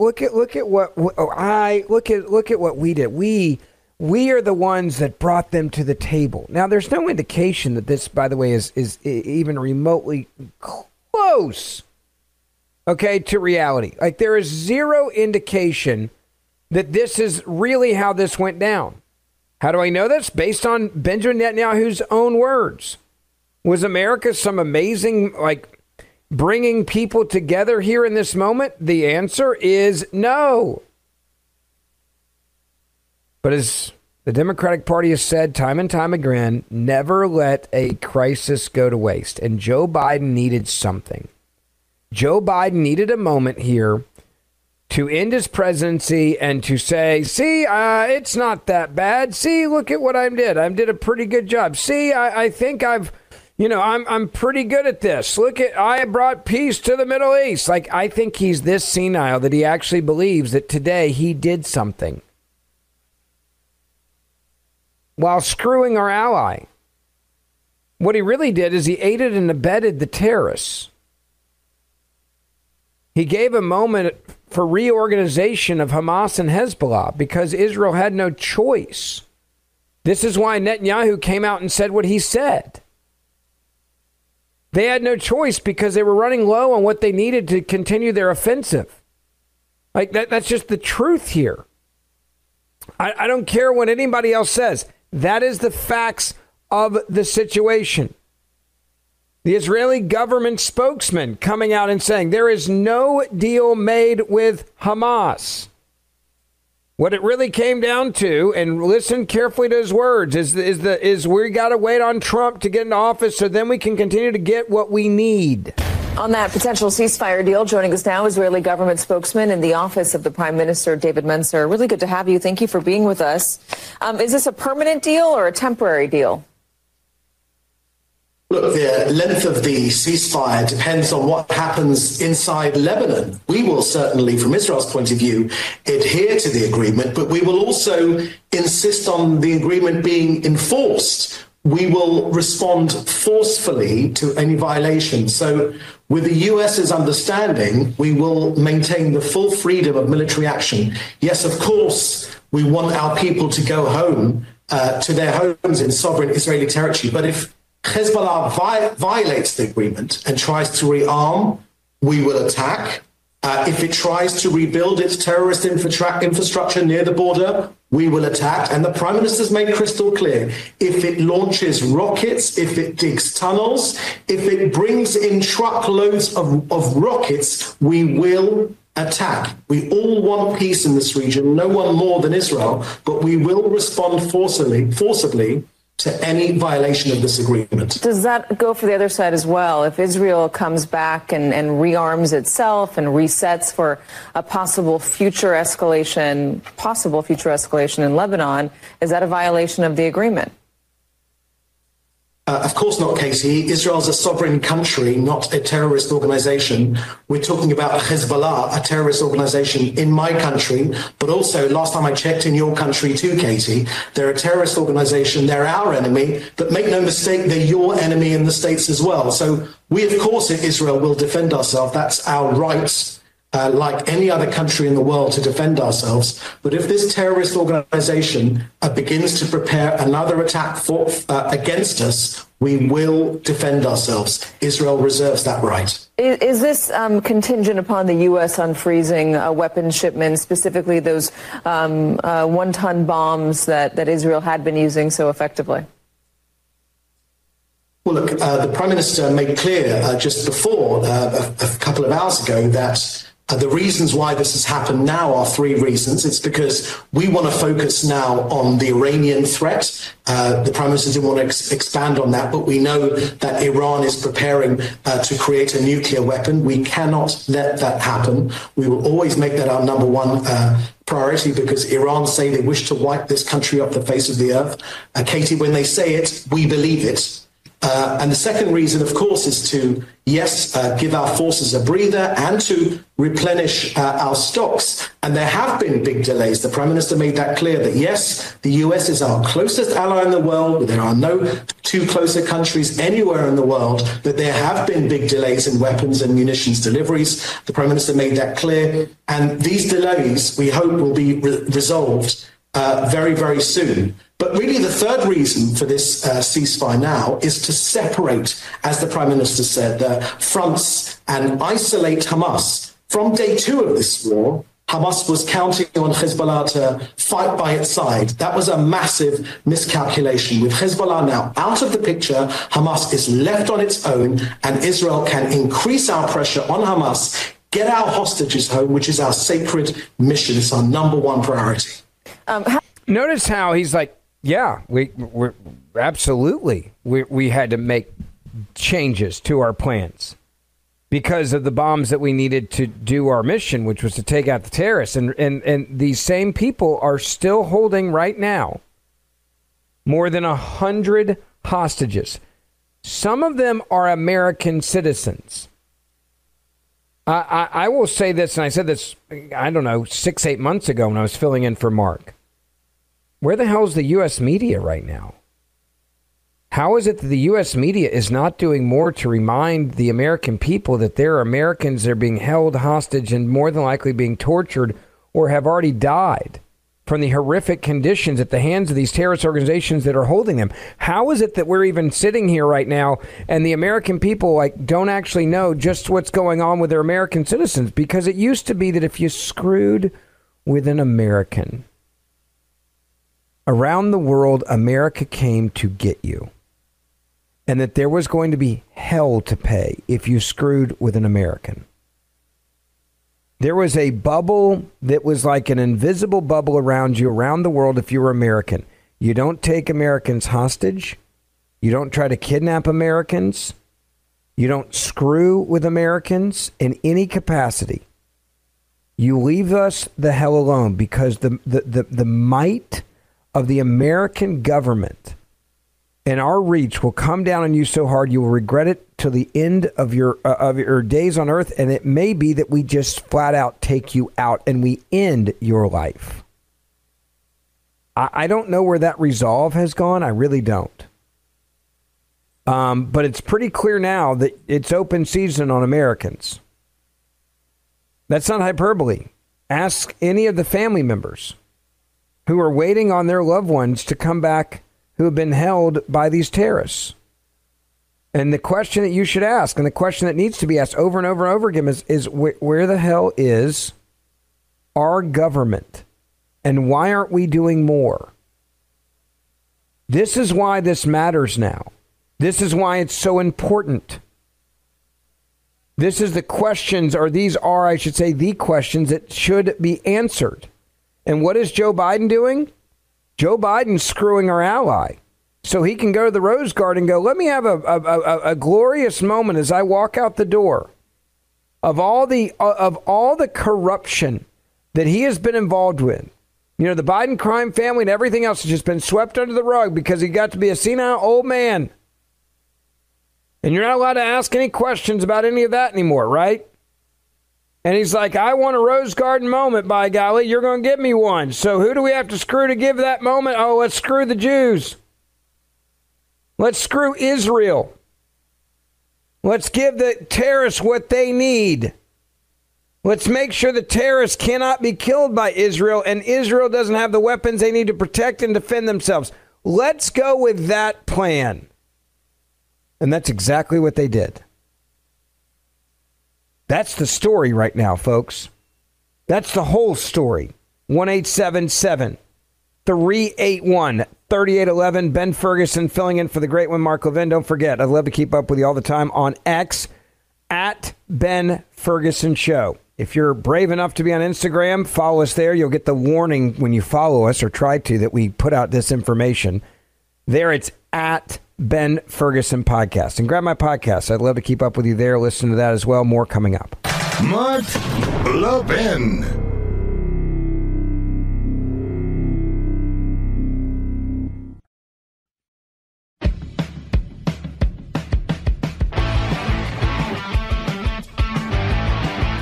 Welcome back. It is the Mark Levin Show. Ben Ferguson filling in for the great one. And if you just joined us, we are chatting right now about the big news that in theory there is a ceasefire between terrorists and Israel. The Israeli government spokesman saying no deal to be made with Hamas.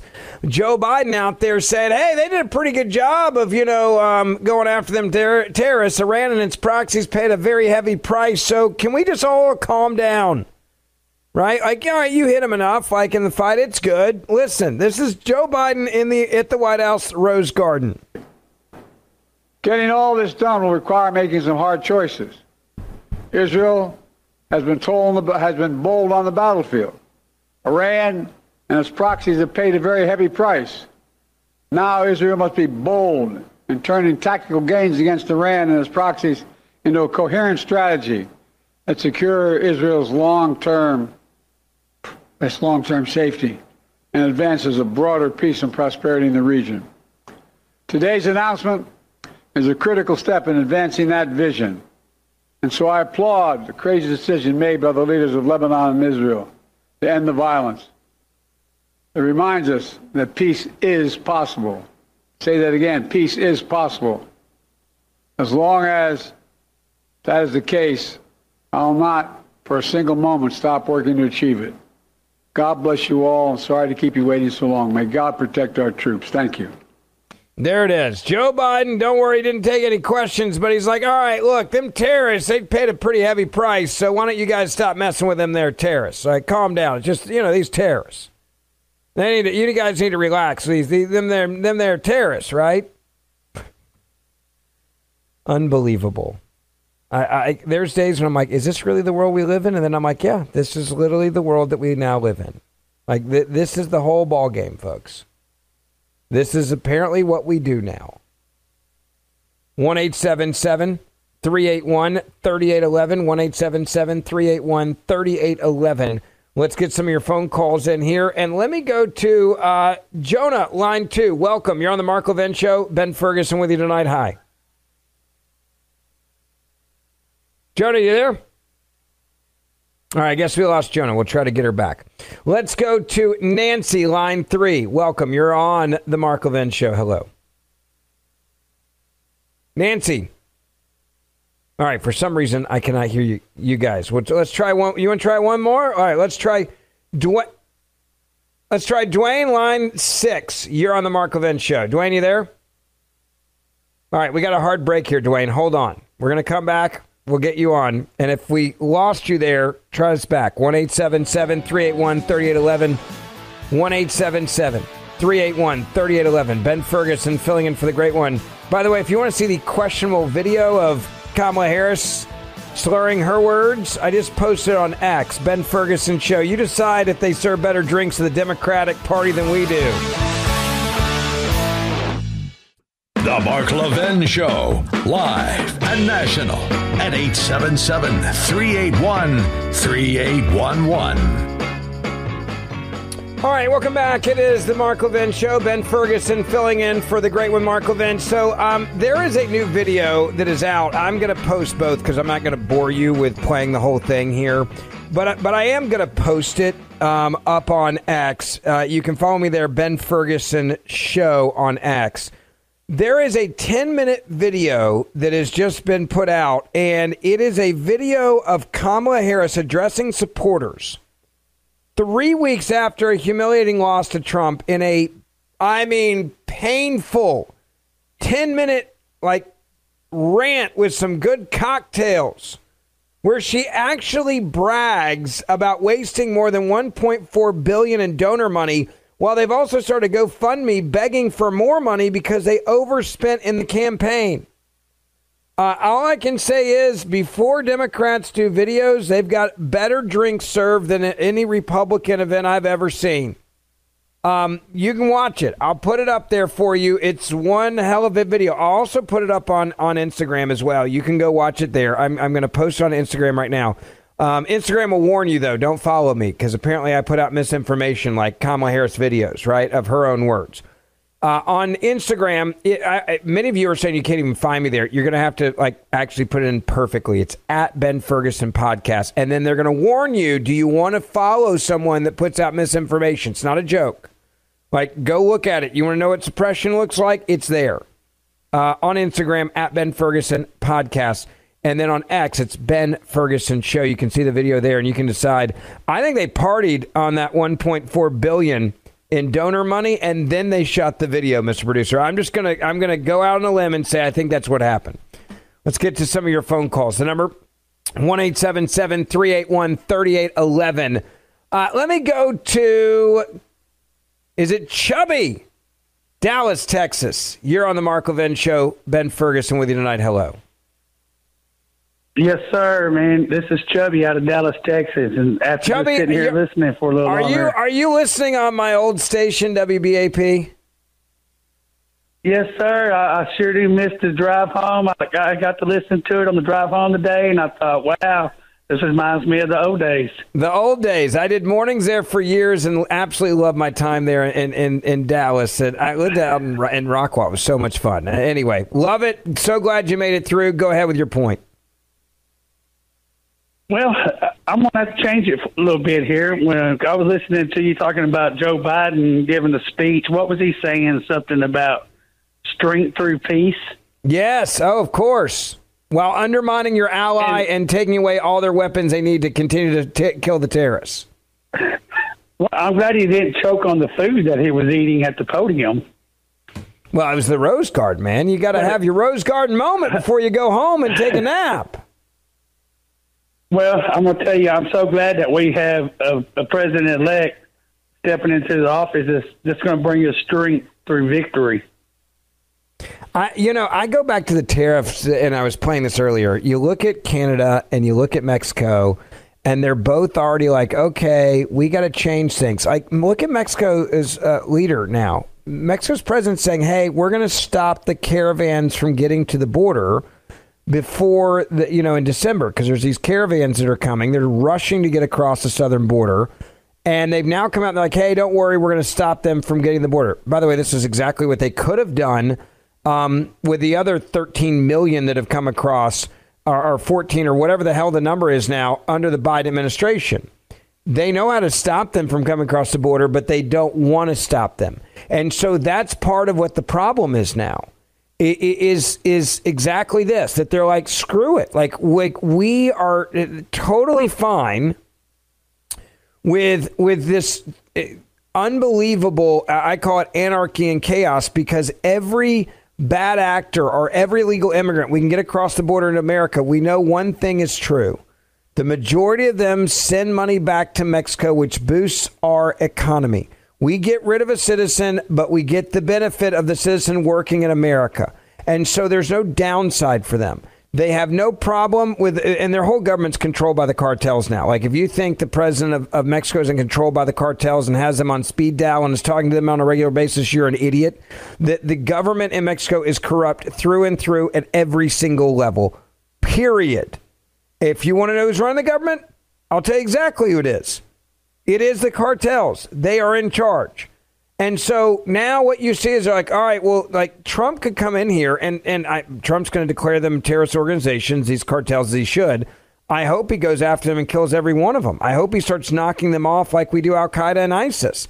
I don't know if there's the political willpower to do it, but I would certainly love to see it happen. And I think you probably would agree with me, because they're killing Americans with fentanyl, and they're killing people in this country with the illegals they allow across. And they're destroying our economy while they're enriching their own. And that's a problem. Yes, absolutely. I agree with that. And I would like to add, too, that I like how you shut your some of your callers down with facts. I will do that at Thanksgiving dinner. There you go. Just remember, I have a rule at holiday gatherings. I won't start the battle, but I'll finish it. Chubby, appreciate the phone call. When I show them the facts, they tell me they don't understand. Well, you can't fix stupid. Chubby, God bless you, man. Have a great Thanksgiving. 1-877-381-3811. Let me go to Jane in upstate New York. You're on the Mark Levin Show. Ben Ferguson filling in. Hello. Hi, Mr. Ferguson. How are you? Yeah, Doing well. I'll tell you what. Why don't we just keep you and Chubby, and we'll be in great shape.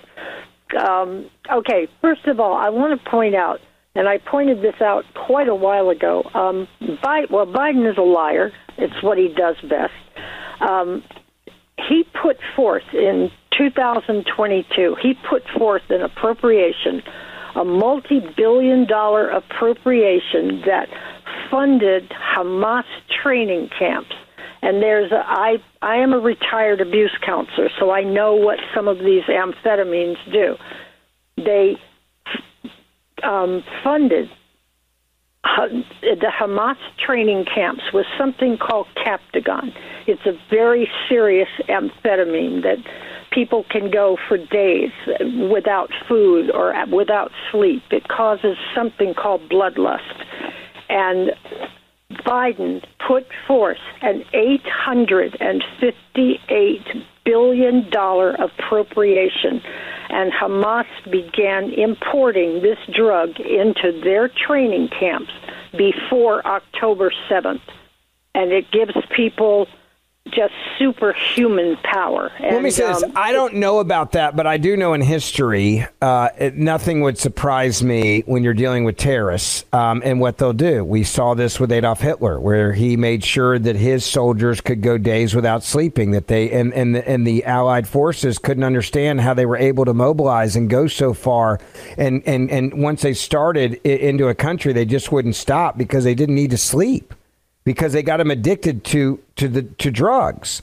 And in fact, the methamphetamines that these soldiers were on, they realized how bad they were for society, that they even banned them in Germany, but they were still sending them to the front lines for their soldiers. So none of what you just said would surprise me in general. If you're getting guys hopped up on opioids so that they're A, fearless, and B, like you said, they're just like, let's go to war and burn everything down in front of us and let's just go to war, right? Like, let's just go to war.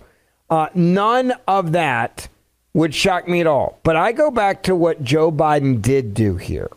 And I know for a fact he did this. What he did was he's made it clear. And what he said was, guess what? I'm going to make sure that Israel cannot continue to fight the battles they need to fight. And I'm going to make sure we stop sending the missiles that they need. And I'm going to make sure that they have to slow down killing the terrorists. And then I'm going to get a deal so I can go to the Rose Garden and say, look how amazing I am and look at what I did. A lying monster. I'm sorry. Well, when you treat, who needs friends when you treat people like this, right? I mean, it's like if you're Israel right now, it's in many ways the difference between life and death was Donald Trump getting elected. I truly believe that God had his hand in the election. I truly believe that God saved Donald Trump's life from the assassination when it hit his ear instead of his brain and took him out. I believe that God saved him for a reason, and I think part of it is to save his own people, the Jewish people. And I think that's an important part of this story that people need to remember, that like is as much evil as there in the world, I believe God's still in control, and this is another perfect example of it. God bless you. I totally agree. I think he's our answer and our savior. So God bless you. Thank you, ma'am. Be safe. Happy Thanksgiving. 1-877-381-3811. 1-877-381-3811. Stephen, San Francisco, you are on the Mark Levin Show. Ben Ferguson with you. Hello. Hey, Ben. How are you today? Good. How are you? Good. Hey, Ben, I just got a question, and maybe you can help clarify this. I see so much fear-mongering from people on both sides. And when are we going to start lifting our president up more than we're making people afraid of him? And start. Which president are you talking about? Are you talking about Biden or are you talking about Trump? No, President Trump. Look, I don't think the media is ever going to stop. I also think that the media has been broken. You look at the ratings of CNN, you look at MSNBC, and they're going to already, they're siphoning it off. They're going to spin it off. They're going to get rid of it because it's in the dumpster. It's a dumpster fire. You're going to see massive layoffs from what I've been told MSNBC and what I've been told where I used to be a conservative commentator fighting the commies every day over at CNN. So I do believe that you are going to see the media landscape change, but they're never going to stop. I mean, there's word now that Donald Trump may change the seating in the White House press room and get rid of some of the legacy media. I don't blame him, because even when you give them a seat, all they're there to do is make themselves famous and be a pain in your AWS. They're not there to report the news and to give some of those seats up in the front of the room to journalists that are willing to actually be journalists, and to conservative outlets, by the way, that are willing to actually tell you the news without propaganda of the radical left. I think it's time you blow the whole thing up and you say, screw it. Who is going to be a fair actor in here and not put out, propaganda of the deep state? And look, it's not going to change the coverage of it. Let's say you got rid of the seats for the ABC, NBC, CBS, the CNNs, the MSNBCs. It's not going to change the way they cover Donald Trump's administration. Like, you cannot be friends with these people. I know, because I worked with them for years. They're only there to sit there to screw you. And by the way, to make themselves famous. That's the other part of this. Like, they're there to make themselves famous. You can see it by everybody that has been for CNN in the White House press briefing room when Donald Trump was there and on the campaign trail. They are there to make themselves famous. And they're there to make moments, and they're there for TMZ style, conversations. They're there not actually to report the news. So if they lost a seat, would it really make a difference in the way they cover you? No. Would they learn their lesson? No. They would say, this is a dictator and a tyrant. He's unhinged. And the first time in history is a major news network not been on the front row at the newsroom at the White House. This is unprecedented. This is what dictators and tyrants do. No, you're just saying, guys, there's other people in the news besides you. You don't matter that much anymore. That's how I would look at it. That's what I would say about it. I'd be like, I don't care. The media has lost the power that they used to have because people aren't tuning into them anymore like they used to. CNN doesn't have the power they used to have. Conservative media has more power now than we've ever had. Podcasts, it's the reason why this show is also on a podcast. It's the reason why I do a podcast every single day, because the landscape has changed drastically, and that's good for us. But you look at the billions of dollars in free media that was given to Kamala Harris on top of the $1 billion she wasted in her campaign, and they still got their AWSs kicked. Why? Because the American people have tuned out the radical lefties, and they understand they've been lied to, and they are lied to time and time and time again. 1-877-381-3811. Ben Ferguson filling in for the great one, Mark Levin. We'll be right back. Mark Levin.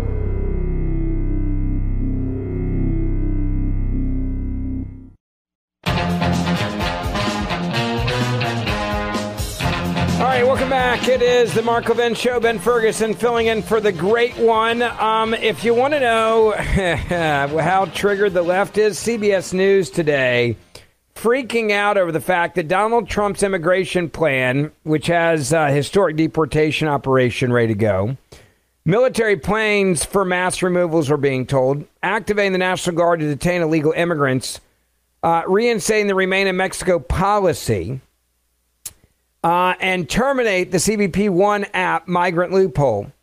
They are freaking out over there at CBS because they can't believe they're having to report that Donald Trump is going to do exactly what he said he was going to do. Listen. Hi, Liz. Well, President-elect Trump is promising to oversee a dramatic and seismic shift in policy here at the U.S.-Mexico border. The incoming administration is pledging to reinstate policies like the Remain in Mexico program that requires migrants to await their asylum hearings on the other side of the border in Mexico and to have their cases adjudicated while they await their hearings outside of the U.S. They are also pledging to terminate several Biden administration programs, Liz, that currently allow migrants to enter the country legally, including a smartphone app that allows people in Mexico to request asylum appointments at official border crossings through that application.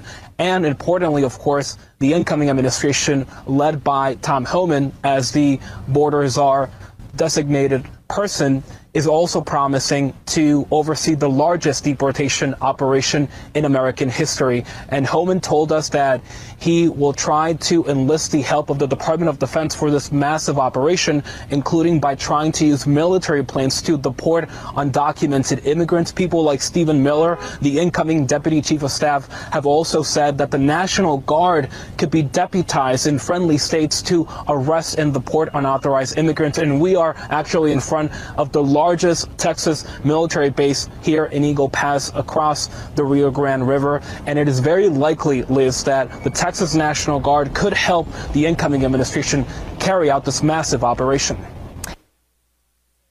I love just the winning there. Let me just say to Donald Trump, like, hell yeah. like this, it is amazing that they're freaking out this much. And it's awesome that this is exactly what's about to happen. They don't know what to do. Like, they can't handle it. They're freaking out. We won, folks. Now it's time to get to work. We won. Now it's time to say, let's go. Get the hell out of our way. We are doing exactly what we said we were going to do. You guys have an amazing Thanksgiving. Keep up with me. Download the Ben Ferguson Podcast wherever you get your podcasts. I'll see you back here real soon.